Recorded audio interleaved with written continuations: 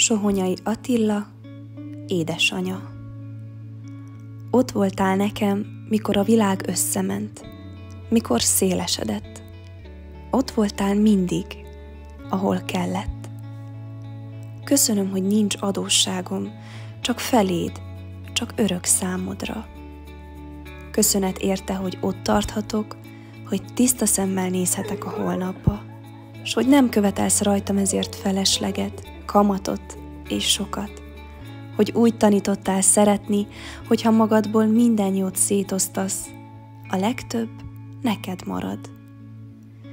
Köszönöm, hogy nem kesztyűvel nyúltál soha felém, hogy engedted az élet ütései után, hogy oda tartsam az arcom másik felét, s hogy elém nem utat raktál, hanem célt, hogy azt mondtad, mikor választani kellett, hogy te dönthetsz, de nem értem, másért, csak magadért.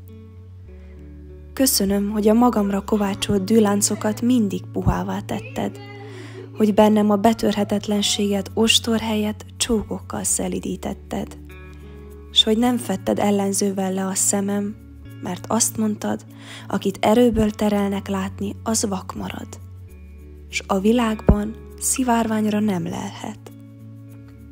Ott vagy velem, mikor a világ összedől, vagy újjászületik, hogy itt vagy mindig. Köszönöm.